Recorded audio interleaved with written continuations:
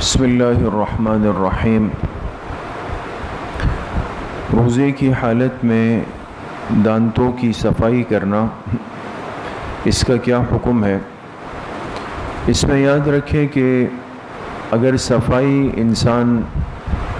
مسواک کے ذریعے سے کرتا ہے تو جس طرح مسواک عام حالات میں کرنا سنت ہے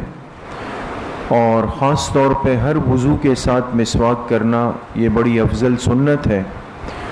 تو یہ سنت ہونا رمضان کے مہینے میں بھی برقرار رہے گا۔ تو چاہے مسواک میں بعض دفعہ کڑواہٹ سی بھی ہوتی ہے، لیکن اس کے باوجود بھی روزہ دار اگر مسواک کرتا ہے روزے کی حالت میں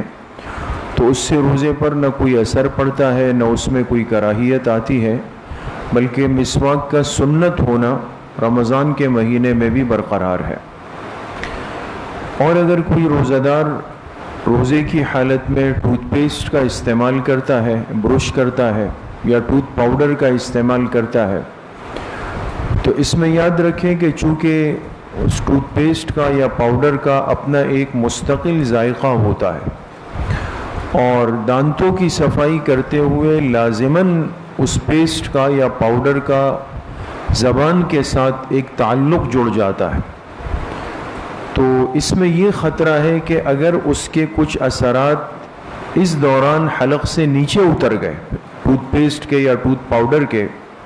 اور وہ پیٹ میں چلے گئے تو روزہ فاسد ہو جائے گا، بعد میں پھر اس کی قضا ضروری ہوگی۔ اور اگر حلق میں نہ اترے لیکن صرف زبان سے ٹکراتے رہے روزے کی حالت میں تو روزہ تو نہیں ٹوٹے گا لیکن کراہیت آ جائے گی اس میں۔ اس لیے روزے کی حالت میں انسان اجتناب کرے ٹوتھ پیسٹ یا ٹوتھ پاؤڈر سے۔ بہتر یہ ہے کہ سحری کا وقت ختم ہونے سے پہلے انسان اس سے فارغ ہو جائے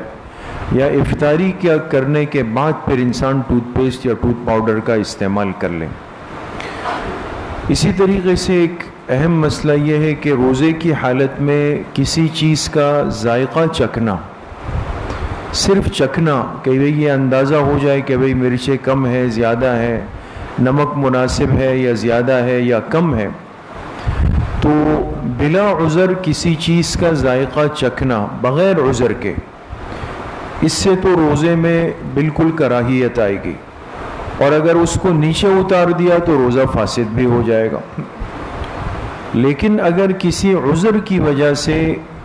کوئی کھانے کی چیز کو چکھنا پڑ جائے، اور اس کی ایک صورت فقہا نے یہ لکھی ہے جیسے کسی عورت کا شوہر سخت مزاج کا ہو یا اس سے تکلیف پہنچنے کا اندیشہ ہو کہ بعد میں یہ اپنی بیوی کو یا گھر کی مستورات کو پریشان کرے گا، تو اس کی اس مصیبت سے بچنے کے لیے اگر عورت جو ہے وہ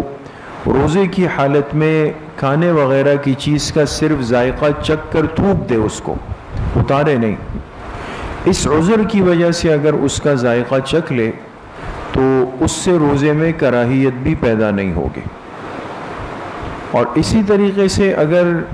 کوئی چھوٹا معصوم بچہ ہے اور جو مکلف نہیں ہے اور جس پر روزے نہیں ہے،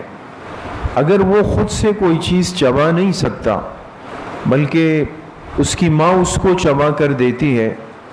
تو ایسی صورت میں اگر اس بچے کو کوئی کھانے کی چیز چبانے کی ضرورت پڑ جائے اور اس کی ماں اس کے لیے چبا کر دے دے، اس کو خود اس کو نہ نکلے، صرف اس بچے کی آسانی کے لیے اس چیز کو نرم کر دے اپنے دانتوں سے یا چبا دے اس کو اور پھر اس بچے کو کھلا دے، تو اس عورت کے لیے بھی اس کی گنجائش ہے، ایسا کر سکتی ہے، یہ بھی عذر کے اندر شامل ہے اور اس کی وجہ سے بھی روزے پر کوئی فرق یا کوئی کراہیت روزے کے اندر نہیں آئے گی۔